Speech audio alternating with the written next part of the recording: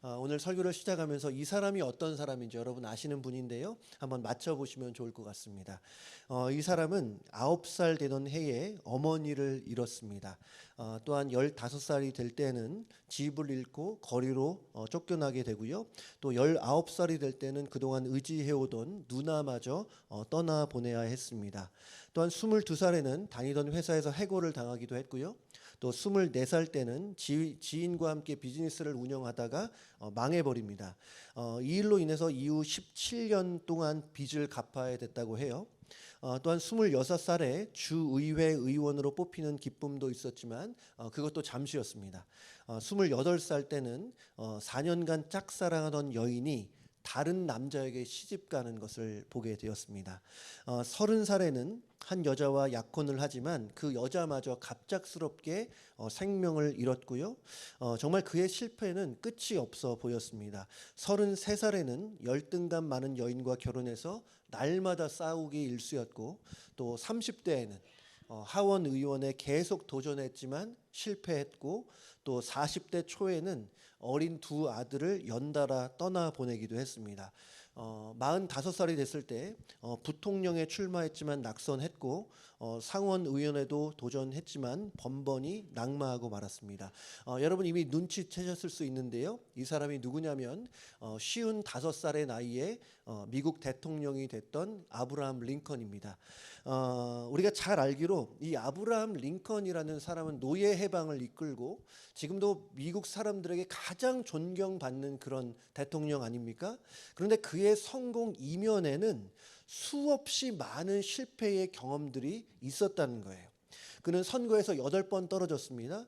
또 역사학자들에 따르면 그의 삶에는 공식적으로 27번의 큰 실패가 있었다고 해요. 여러분 27번. 이거면 거의 뭐 실패의 아이콘 아니겠습니까?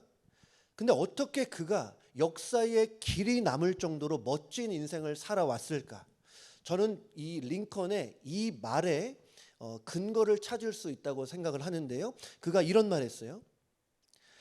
저는 실패할 때마다 실패에 담긴 뜻을 배웠고 그것을 디딤돌로 활용했습니다. 누구보다 실패를 많이 한 것이 제가 성공을 이룬 비결입니다.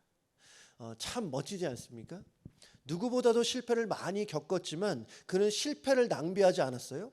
하나하나의 실패가 얼마나 뼈 아팠겠습니까? 제가 좀 전에 말씀드린 그런 실패의 경험들 어느 것 하나 아프지 않은 것이 없어요. 하지만 그는 신세 한탄만 하지 않았습니다. 세상을 원망하거나 또 주저앉아 있지만은 않았어요. 그는 실패를 통해서 배웠습니다. 실패를 디딤돌로 삼아서 성공의 길로 나아갔어요. 사실 우리 중에도 이렇게 실패 한번 겪지 않은 분 누가 있겠습니까? 링컨처럼 많은 실패를 겪지 않았다 하더라도 마치 인생에서 그림자처럼 따라다니는 것이 실패가 아닐까 싶어요. 근데 우리가 꼭 기억해야 될 것은 오늘의 실패가 꼭 내일의 실패로 이어지지는 않는다는 것입니다. 오히려 오늘의 실패는 내일의 성공을 위한 하나의 디딤돌로 역할을 할 수 있습니다. 특별히 우리에게는 예수님이 계시잖아요. 예수님은 우리와 함께 하셔서 우리에게 지혜를 주시고 힘을 주시고 능력을 주시고 용기를 주실 줄로 믿습니다. 여러분 그 예수님이 우리와 함께 하신다면 우리가 그 어떠한 실패의 자리에 있다 하더라도 다시금 일어서게 될 수 있는 줄로 믿습니다. 요즘 우리가 계속 베드로의 모습을 보고 있는데요. 이 베드로의 삶에도 계속 실패가 이어지고 있어요. 꼬리에 꼬리를 물고. 신앙적으로만 보더라도 베드로도 실패의 아이콘이라고 불릴 수 있을 것 같아요. 무리를 걷다가 물속에 빠져버리기도 하고, 예수님에게 책망을 가장 많이 들은 사람이 누굽니까? 베드로잖아요. 여러분 성경에 보면 예수님으로부터 마귀야 물러가라 이런 책망 들은 사람은 베드로밖에 없습니다. 이런 무시무시한 책망을 들은 것은 베드로가 유일하다. 그리고 예수님이 십자가에 달려 돌아가시기까지 계속해서 실패하는 것이 베드로의 모습입니다. 오늘 본문에서도 우리는 베드로의 실패를 엿볼 수 있는데요. 오늘 본문을 보시면 이제 예수님께서 십자가에 달리실 때가 되었어요. 그때 예수님께서 제자들을 불러 모아다가 이런 말씀을 하셨습니다. 마태복음 26장 32절에 그때 예수께서 제자들에게 이르시되 오늘 밤에 너희가 다 나를 버리리라. 기록된 바 내가 목자를 치리니 양의 떼가 흩어지리라 하였느니라. 예수님은 아주 분명하게 말씀하세요. 너희가 나를 버릴지도 모른다라고 말씀하지 않으시고 너희가 나를 버릴 것이다. 확실하게 말씀하세요. 근데 예외가 없다는 거예요. 제자들 중에 단 한 명도 빠짐없이 모두가 다 예수님을 버릴 거라고 예수님 자신이 말씀하세요. 이번에도 나서기 좋아하는 베드로가 등장합니다. 베드로가 말해요. 예수님, 아닙니다. 그렇지 않아요. 모두가 주님을 버릴지언정 나는 결코 버리지 않겠습니다. 오늘 누가복음 22장 33절에서는 베드로가 이렇게도 말하는데요. 같이 읽어볼게요. 시작. 그가 말하되 주여 내가 주와 함께 오게도 죽는 데에도 가기를 각오하였나이다. 여러분 잘 보세요. 방금 전에 봤던 마태복음 말씀도 그렇고 지금 봤던 이 누가복음 말씀도 잘 보시면 베드로의 말에는 하나의 특징이 있습니다. 그의 말에는 언제나 나가 있어요. 내가. 다른 사람은 다 버려도 나는 예수님을 버리지 않겠습니다. 나는 주님과 함께 오게까지 가겠습니다. 나는 주님과 함께 죽는 데까지 갈 것입니다. 아주 자신만만하지 않습니까? 물론 그의 충성심이라든지 예수님을 향한 사랑의 마음은 우리가 의심할 수 없어요. 하지만 우리가 알 수 있는 것은 뭐냐면 이 베드로가 자기 객관화가 안 됐다는 거예요.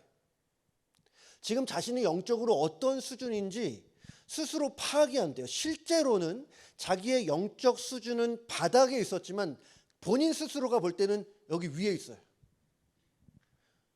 이것을 자기 긍정이라고 부를 수 있을 것 같은데 여러분 성경에서는 자기 긍정을 말하지 않습니다. 오히려 성경이 말하는 것은 자기 긍정이 아니라 자기 부정이고 자기 부인이에요.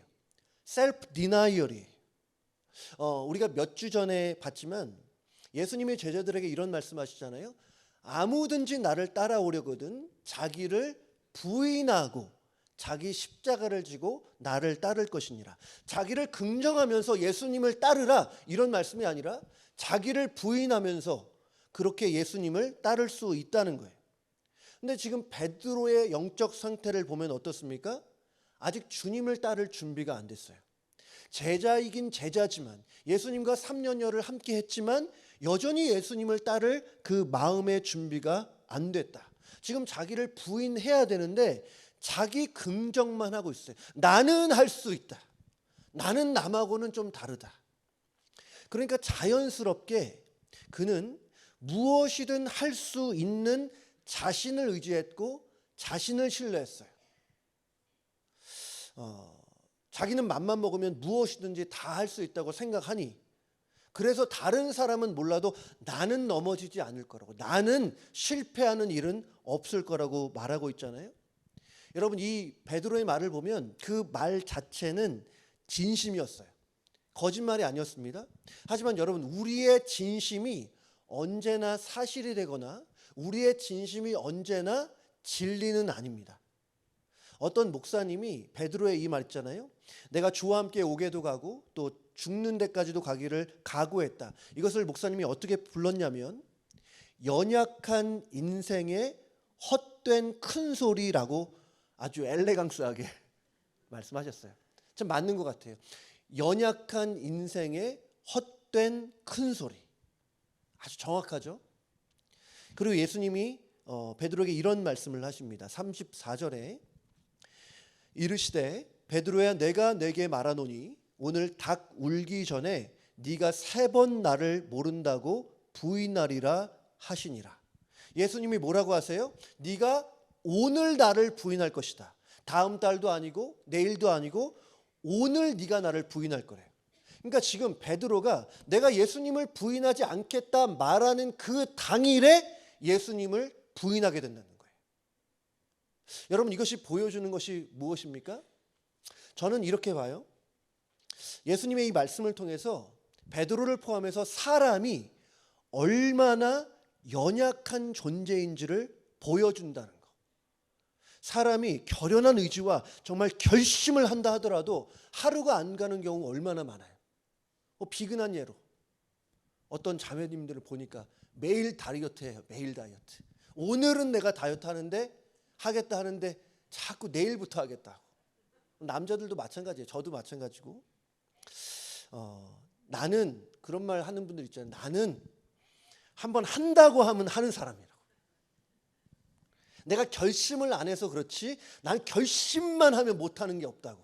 혹시 그렇게 말씀하시는 분 계신가요? 계실 것 같아요. 저도 그런 말 했었던 것 같고. 여러분, 이런 말 하는 것은 어쩌면 자기 객관화가 안 됐다는 그 반증일 수도 있어요. 그러니 결국에는 실패할 수밖에 없는 거죠.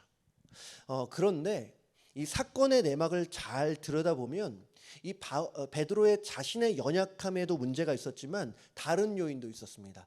예수님께서 뭐라고 말씀하시냐면 31절에 시몬아 시몬아 보라 사탄이 너희를 밀 까부르듯 하려고 요구하였다라고 말합니다. 잘 보시면 예수님은 지금 너희를 이라고 말해요. 너희를 밀 까부르듯 하려고 요구했다. 그러니까 사탄이 지금 모든 제자들을 대상으로 영적 공격을 하고 있는 거예요. 여러분, 사탄은 지금도 우리 하나님의 자녀들을 공격하고 있습니다. 사탄의 특징 중에 하나는 뭐냐면 파괴성이에요. 사탄은 파괴적인 존재입니다. 이전에 우리가 봤지만 요한복음 10장 10절에 보면 도둑이 오는 것은 도둑질하고 죽이고 멸망시키려는 것뿐이라. 우리에게 도둑질하고 죽이고 멸망시키려는 대상이 있는데 그 존재가 사탄이라는 거예요. 사탄이다. 여러분, 우리가 사탄에 대해서 지나치게 두려워할 필요는 없지만 사탄의 존재를 그냥 무시하거나 과소평가해서는 안 됩니다. 사탄은 지금도 하나님의 자녀들을 끊임없이 공격하고 있어요. 그 공격의 모습이 때로는 고난의 형태로 올 수도 있습니다. 여러분 기억하시겠지만 욥기 같은 경우에 그래요. 고난의 형태로 올 수도 있고 때로는 그 공격이 달콤한 죄의 유혹으로 올 수도 있고 또 우리의 관계를 해치는 일을 통해서 올 수도 있고 또 서로를 오해하게 만드는 일을 통해서도 그렇게 공격할 수 있어요. 그 공격의 모양과 모습은 다를 수 있지만 분명한 것은 뭐냐면 우리네 인생을 무너뜨리기 위해서 끊임없이 열정적으로 일하고 있다는 거예요. 사탄이. 그런데 특별히 오늘 예수님이 뭐라고 하시냐면 시몬아 시몬아 보라 사탄이 너희를 밀가부르듯 하려고 요구하였다.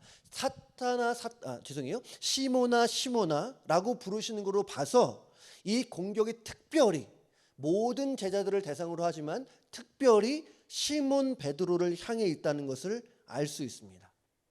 여러분, 시몬 베드로 어떤 사람이에요? 실수도 많았지만 그래도 예수님의 그 수제자 아닙니까?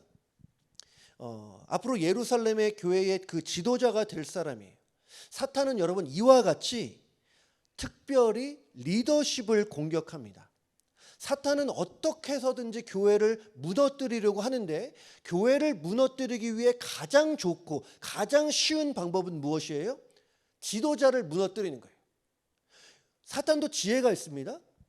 저와 우리 교육자들, 우리 장로님들, 또 우리 교구장님들, 구역장님들, 부서장님들을 넘어지게 하면 여러분 리더는 뭐냐면 영향력을 갖고 있는 사람이에요. 리더들이 넘어지면 다른 사람들도 시험 들고 넘어질 수 있는 거잖아요. 교회의 리더가 전체적으로 흔들리면 교회 전체가 흔들릴 수밖에 없어요. 그래서 사탄은 언제나 교회의 리더들을 집중적으로 공격합니다. 이 사실을 잊어서는 안 돼요. 사실은 그리고 이것이 우리 모든 성도님들이 교회의 리더들을 위해 기도해 줘야 할 이유가 된다는 거예요. 여러분, 리더들이 뭐 좀 더 잘났거나 뭐 존재적으로 리더들이 더 존귀하거나 중요한 것은 아니에요. 리더들을 위해 기도하는 것은 리더들뿐만 아니라 교회를 위한 것이고 교회의 구성원인 여러분 자신을 위한 일이기도 한 것입니다. 근데 참 감사한 것은 우리 교회 성도님들 참 교회를 많이 사랑하시고 교회를 위해서 많이 기도하신다는 거예요. 제가 보면서 참 많이 직접적으로 간접적으로 우리 성도님들의 그 교회를 향한 사랑을 받고 교회를 위해서 얼마나 마음 다해 기도해 주시는지 너무 감사할 뿐입니다. 앞으로도 우리 교회가 사탄의 방해와 공격이 있음에도 불구하고 늘 기도로 승리할 수 있게 되기를 바랍니다. 여러분, 하나님이 우리와 함께 하시기 때문에 사탄이 우는 사자와 같이 두루다니며 삼킬 자를 찾아다닌다 하더라도 두려워할 것이 없어요. 우리가 할 것은 두려워할 것이 아니고 염려하거나 또 걱정할 것이 아니라 기도하는 거예요. 우리 모든 리더십들을 위해서 여러분 기도의 손을 모아주시기를 부탁드리겠습니다. 리더들을 딱 보는데 아무리 봐도 부족해. 저도 막 부족해. 그러면 여러분 더 많이 기도해 줘야 할 이유가 되는 거예요. 오늘 예수님의 말씀처럼 베드로는 예수님을 부인하지 않겠다고 말하던 그 당일에 예수님을 부인합니다. 3번씩이나. 예수님 모릅니다. 뭐라고 해요? 맹세하면서 저주하면서 예수님을 모른다고 합니다. 그렇게 부인하지 않겠다고 나는 좀 다를 거라고 했는데 몇 시간도 지나지 않아서 실패해버린 거예요. 좀 전에 말씀드린 것처럼 연약한 인생에 헛된 큰 소리를 한 것입니다. 이 베드로가 예수님을 부인한 것은 여러분 작은 실수나 작은 죄가 아니에요. 영적으로 보면 이보다 더 큰 죄가 없어요. 예수님께서 전에 뭐라고 말씀하셨냐면 누구든지 사람 앞에서 나를 시인하는 자는 나도 하늘에 계신 내 아버지 앞에서 그를 시인할 것이고 누구든지 사람 앞에서 나를 부인하면 나도 하늘에 계신 내 아버지 앞에서 그를 부인하리라 말씀하셨어요. 여러분, 이거 굉장히 심각한 말씀입니다. 내가 예수님 모릅니다. 세상에서 모른다고 사람들에게 말한다고 한다면 예수님은 어떻게 하시냐? 나도 너를 모른다. 여러분, 이거 너무나 심각한 말씀 아닙니까? 예수님을 부인하는 것보다 더 큰 죄가 없을 정도로 그렇게 심각한 죄고 이것은 구원 여부가 달릴 정도로 심각한 일입니다. 예수님을 부인하는 것 너무 심각하잖아요. 그러니까 지금 베드로를 보면 3년씩이나 예수님과 함께하고 동고동락하면서 많은 시간을 보내고 예수님을 따라다녔는데 예수님을 부인했어요. 영적으로 보면 철저히 실패한 것입니다. 우리 성도님들 중에 최근에 이렇게 말씀하시는 분들이 있어요. 목사님, 제가 베드로입니다. 어찌 저의 마음을 아시는지 제가 베드로입니다. 제가 그렇게 말씀을 들을 때마다 제가 속으로 그래요. 아니요, 제가 베드로입니다. 근데 여러분, 우리가 왜 이렇게 베드로라고 말하고 있을까? 이런 의미겠죠. 나도 베드로처럼 실수 많이 하고 나도 베드로처럼 허물 많고 실패도 많다는 의미겠죠. 그래서 왠지 모르게 베드로가 좀 가깝게 느껴지기도 하고 베드로의 행동과 말이 참 공감이 가기도 합니다.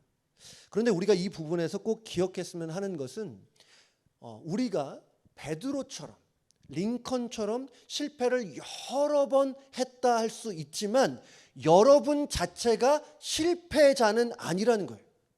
여러분은 예수님 안에 있는 자들입니다. 예수 안에 있는 자는 실패자가 될 수 없어요. 실패를 여러 번 할 수 있지만 존재적인 차원에서 실패자가 될 수는 없다는 것. 최근에 제가 이 김창옥이라는 분의 글을 읽다가 공감이 됐는데요. 읽어볼게요. 대학에 연거푸 떨어진 실패자가 곧 나라는 생각이 들었습니다. 어떤 사람은 이혼한 나가 자기 모습의 전부라고 생각합니다. 어떤 이는 사업에 실패한 자신을, 또 누구는 직장을 잃은 자신을 내 존재 자체로 규정해 버립니다. 여러분, 여러분이 실패를 많이 경험한다고 해서 여러분 자신을 너무 쉽게 실패자라고 규정하지 마시기 바라요. 하나님은 여러분을 실패자로 만들지 않으셨어요. 결코 그렇지 않습니다. 여러분, 그리고 그런 이유가 있는데, 이 베드로는 엄청난 실패를 경험했지만 나중에 보면 회복하잖아요.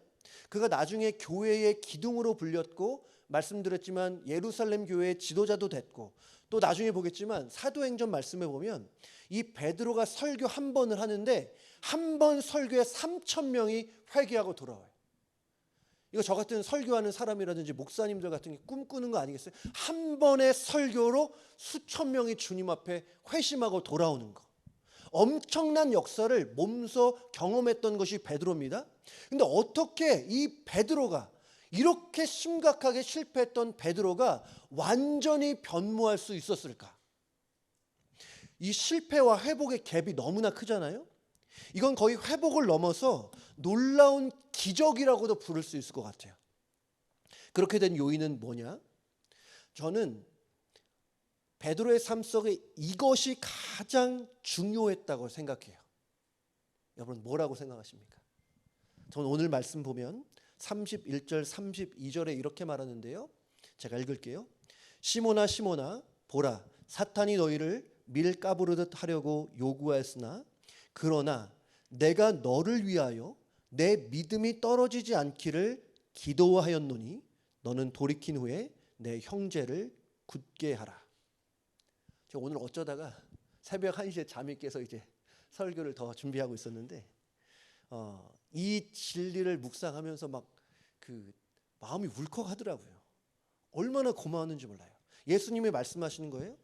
내가 너를 위해 기도하고 있다.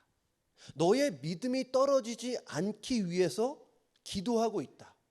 베드로가 이렇게 심각한 죄를 짓고 실패를 했어도, 사탄이 영적으로 계속해서 공격해 와도 그가 무너지지 않을 수 있었던 이유는 바로 이거예요. 예수님의 기도예요. 그가 영적으로 회복되고 더 온전한 모습으로 쓰임받을 수 있었던 결정적인 요인은 뭐였냐? 예수님의 기도였어요. 예수님은 사랑하는 제자 베드로를 위해서 기도하셨습니다. 기도하셨어요. 근데 여러분, 여기서 정말 놀라운 사실은 뭔지 압니까? 사랑하는 베드로를 위해 기도해 주셨던 예수님께서 지금도 여러분을 위해서 기도하고 있다는 사실. 제가 평소에 이거 알고는 있지만 잊었었거든요. 근데 예수님이 여러분을 위해, 저를 위해 지금도 기도하고 있다는 사실이 생각이 나니까 막 감격이 되더라고요. 여러분, 지금 예수님은 하늘 보좌 우편에 계시잖아요. 하늘 보좌 우편에 가서 뭐 하십니까? 아무것도 안 하시는 것이 아니에요. 그냥 팔짱 끼고 그냥 바라만 보시는 것이 아니에요. 지금도 여러분의 이름 하나하나를 불러가면서 기도하고 계신다. 여러분, 우리는 보통 신앙생활을 하면서 누군가가 나를 위해 기도해 줬다는 사실을 알게 되고 그것을 느끼게 되면 여러분 어때요? 마음이 정말 따뜻해지고 정말 고맙고 또 힘이 나잖아요.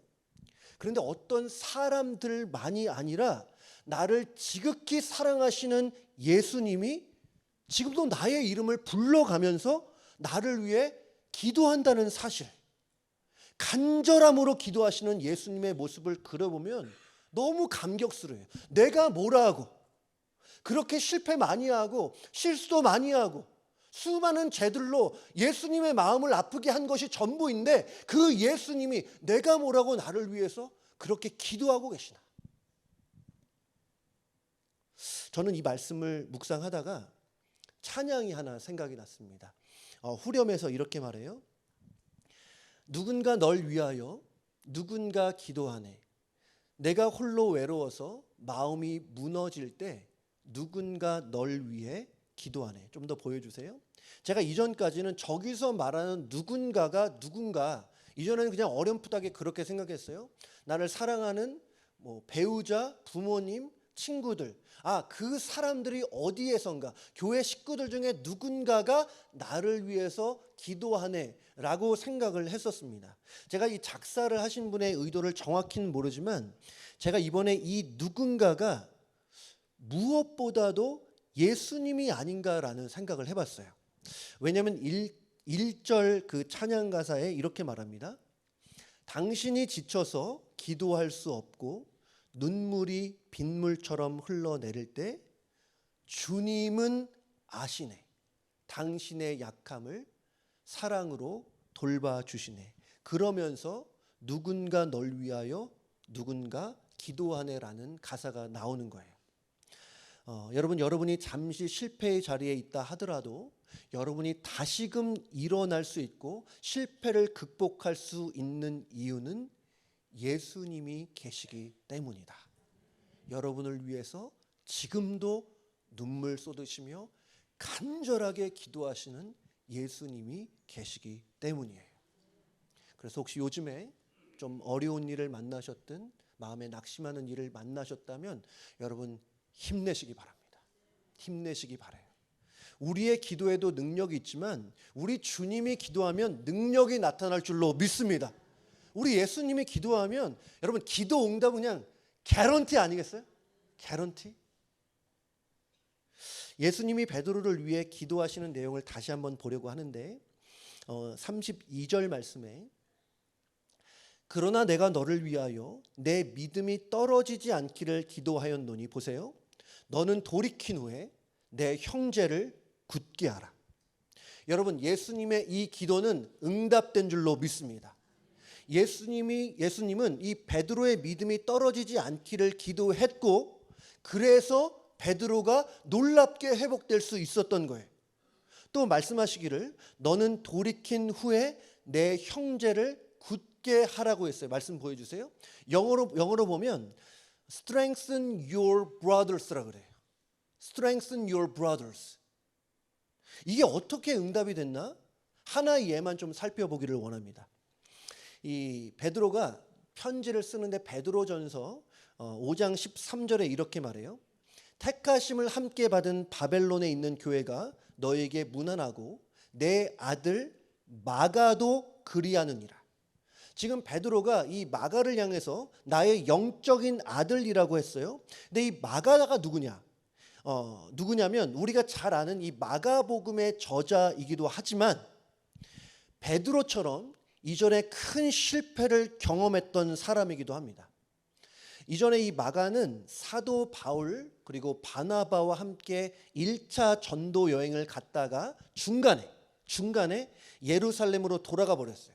이유에 대해서 구체적으로는 모르지만 함께 사역을 하는 와중에 이 마가가 힘이 들었는지 낙담을 했는지 중간에 짐 싸고 집으로 돌아가 버립니다. 여러분 다른 사람들 입장에서는 얼마나 김 빠지겠어요?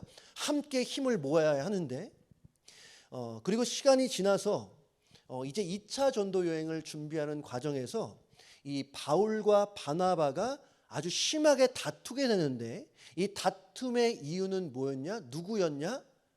마가였어요. 마가 때문에. 이 바나바는 이 마가를 데려가자 2차 전도여행에 데려가자 하는데 사도 바울은 그런 거예요? 아니라고. 하나님의 일을 하다가 중도에 포기한 사람을 데려갈 수 없다. 심히 다퉜다고 말합니다. 그리고 나서 이 바울과 바나바가 갈라서게 돼요. 저는 이 생각 이번에 처음 했는데요. 이 마가 입장에서는 마가가 존경하는 두 영적 지도자 바울과 바나바가 자기 때문에 싸우는 모습을 봤다면 어땠을까? 안 그래도 1차 전도여행을 하다가 중간에 돌아와서 미안한 마음이 있었겠죠? 그런데 이 두 분이 싸우는 모습을 보면 얼마나 낙심했겠습니까?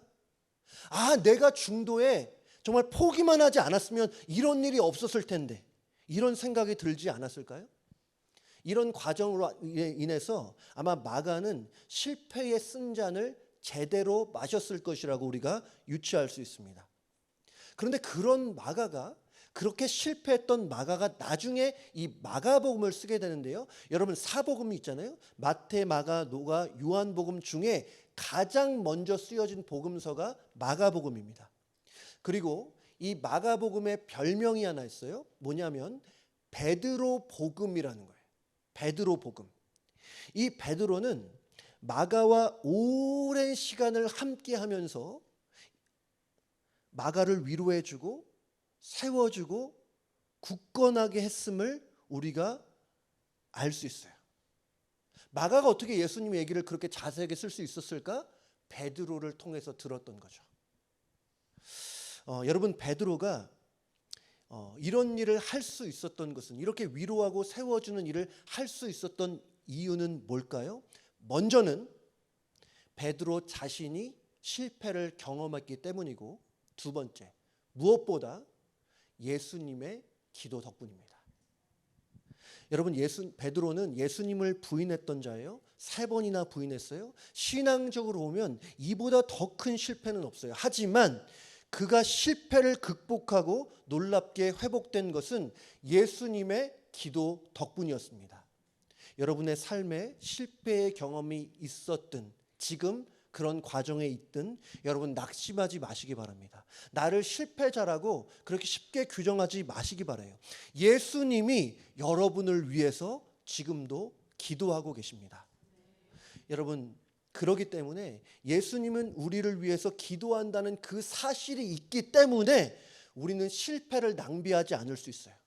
우리의 실패는 실패한 이들을 위로하고 세워주고 굳게 하는 귀한 도구의 역할을 감당할 수 있습니다.